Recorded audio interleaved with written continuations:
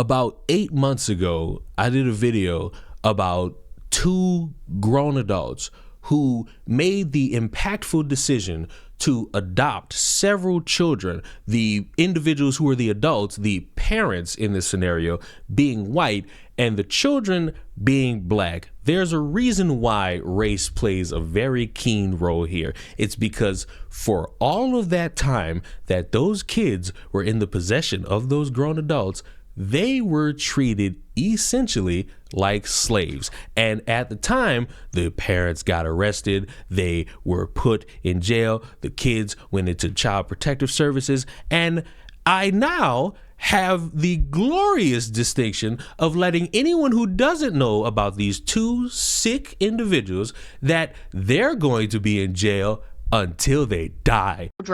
Lance and Whitefeather kept motion-activated Arlo cameras on the children, one in the shed on the 14-year-old boy and 16-year-old girl, and one in a room upstairs with no bed, only a tarp floor that stayed on the 9-year-old girl and 11-year-old boy. The video showed a daily routine of waking up early and being forced to stand with hands on head, unable to change or shower, receiving only peanut butter sandwiches to eat before going back to bed on the floor.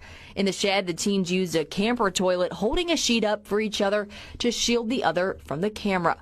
Lieutenant Pyle said she first began hearing about this in August before the shed discovery, but testified could never quite get a hold of a CPS worker to follow up. There was a contact made with a worker once, but there was no further contact to coordinate going and making a visit to the residence together. The jury saw days of video the Arlo cameras saved, including the moments deputies busted in the door on the shed on October 2nd. You're okay. The children were turned over to Child Protective Services, and when Lance and Whitefeather got back with two of the children that night, they were later arrested. But that was just the beginning of their charges and the investigation. On Friday, the jury got an inside look at Whitefeather's cell phone. This included text messages between she and Lance where they referred to the kids as monkeys and pigs. Often Lance would describe physical punishment where he said he, quote, knocked one of them. We saw one text where Lance said, quote, somebody didn't say thank you, and his sandwiches disappeared. We also saw more video from Whitefeather's phone from their time in Washington that also showed yelling and physical abuse from Lance. A finance expert from the West Virginia Fusion Center, Alyssa Ledbetter, also took the stand on Friday. She broke down the adoption payments Whitefeather and Lance received from Minnesota. She said in total of what they analyzed from 2019 to 2023, the two received about $318,000 in adoption support payments, but she testified this didn't tell the whole story. Well, the assistance began in June of 2018, and I only had from June of 2019 to November of 2023, so altogether we're missing about 18 months. All of this leading up to the most harrowing testimony so far on Friday afternoon from someone who lived it. We are not allowed to film or record the victims who will testify in this case, but were in the room as the teen girl, now 18, but 16 at the time, shared what her life was like both in Washington State and in Sissonville. She said life progressively got worse with Whitefeather and Lance once they moved to the ranch in Washington in 2019. This is when the outdoor labor began, she said, and the physical punishments that included hits from a PVC pipe. While under a child services investigation there in Washington, eventually they moved to Sissonville, but she did not know why. She talked about how CBS was called soon after they arrived in West Virginia, and she detailed a visit from a worker who stayed on the porch and talked to them through the screen door. The teen testified she was not honest with CPS because Lance could hear her from where she was standing. Eventually, she and her teen brother, who has several mental health disorders, were locked in a shed in August of 2023. She said she went without a shower for 2 months and never changed clothes. She went from sleeping on a mattress to the floor with a sleeping bag. Her brother slept on the concrete floor with only cardboard at his head. She said she was forced to be his babysitter, but testified he was never the dangerous, violent kid that Lance and Whitefeather made him out to be. She recalled the use of physical violence, pepper spray, and racial slurs from Lance and Whitefeather. She recalled also being scared when police arrived at the shed, worried that she would say something to upset Whitefeather.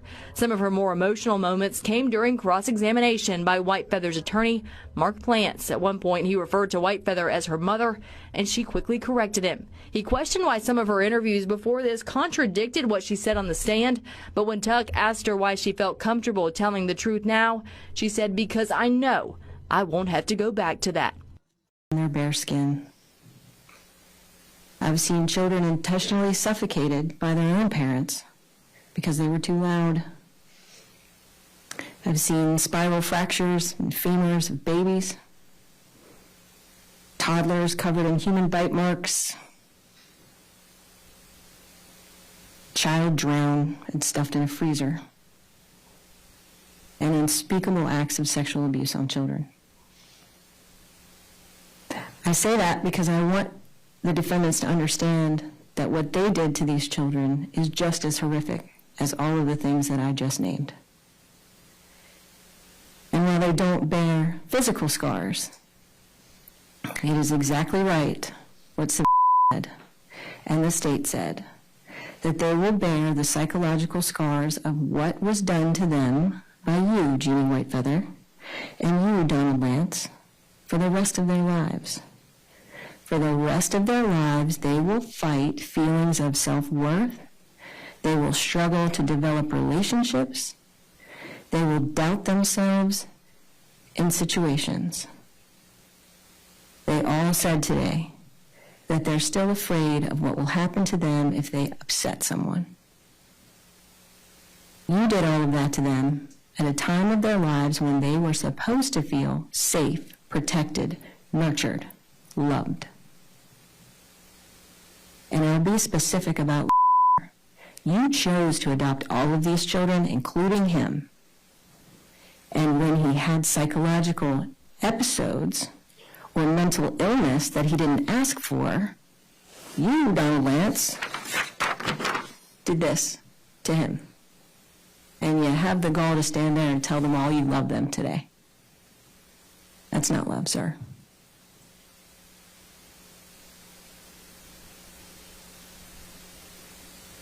Instead, what you did was torment him, make him sleep standing up, scream at him, call him names, degrade him, made him do physical labor until you mentally broke that child. And he may never, ever recover because of your actions. So while I prepared for this sentencing, I wondered, what is the good in this? It took me a long time to figure it out. But the good in this is the people that took action here in the state of West Virginia. The good in this is that now these children are West Virginia's children and not your children. The good in this is that you came to this state, and it was clear to me during the trial that you came to this state doing more research on keeping your pets than educating and care for your children.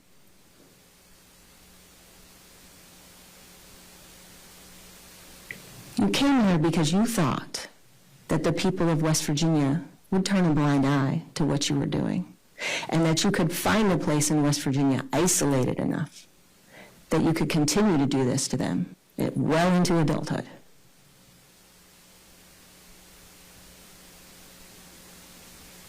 And it stuck out to me in both of your pre-sentence reports, which I read, that you blamed the neighbors for being racists.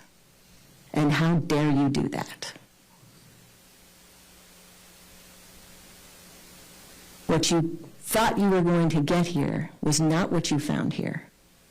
What you found was a state of people who will not tolerate the abuse of children of any race.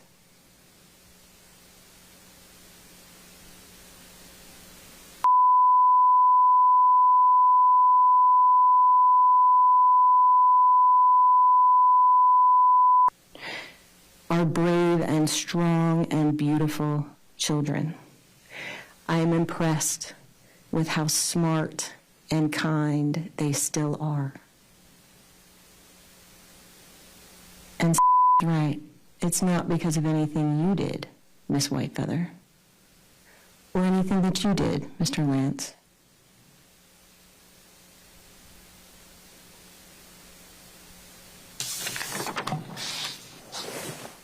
I also have to take into consideration in your sentencing the defense that both of you put on. Both of you refused to accept responsibility throughout the trial and still here today, which makes my job a lot easier. And instead of apologizing today, because you never have said you're sorry, even though, Ms. Whitefeather, you say you made some mistakes, but you're not sorry for them. And Mr. Lance, I didn't hear you apologize either when you had the opportunity. But what you did do was put on one of the most reprehensible, narcissistic defenses that I have ever seen in my years of trial work. You blamed some sending text messages that you know you sent yourself, and the jury believes you did too. You blamed your realtor in your pre-sentence report for not finding a place isolated enough for you.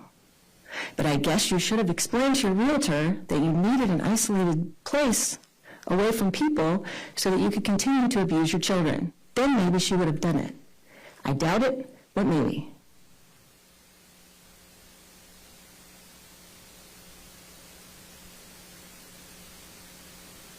You blamed throughout the trial for having mental illness that you triggered, and tried to put on a defense that you came to West Virginia to get him psychological care, which is honestly laughable. Because again, what you did was more research on keeping your wallabies than figuring out how to care for.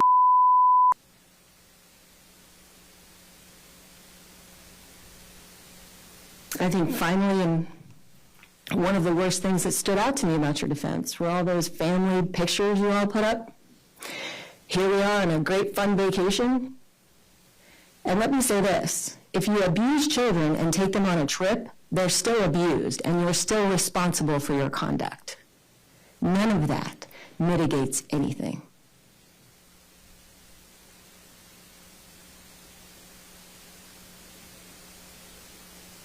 You brought these children to West Virginia, a place that I know is almost heaven, and you put them in hell. This court will now put you in yours.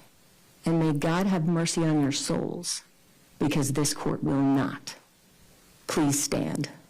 You depraved motherfuckers. You took children who did not have a home, whether it be from circumstances of financial reasons or their parents abandoning them, any reason that these kids were in the adoption system. You took them. You went through the entire process to adopt these children, and you scarred them. You gave them trauma for a long time that I hope at some point they are able to heal from and move past. And maybe if they have children of their own, they love them with every fiber of their being, and they teach them what love is, and they learn what love is as they grow up and grow older, because what you gave them was not that.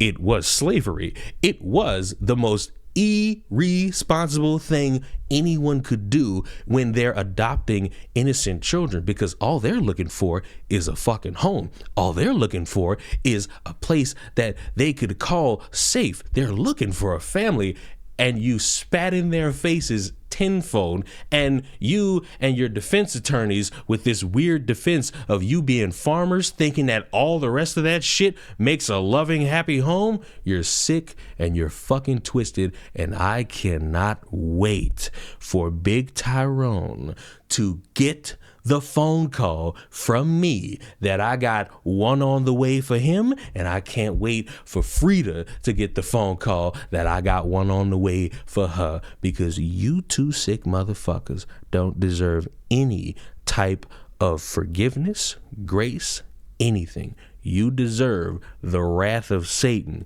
giving you the rim job you was always begging for, and I can't wait to find out about it. May those kids know everlasting peace for the remainder of their time on this earth, and may you and anyone who fucking defends you rot in fucking hell.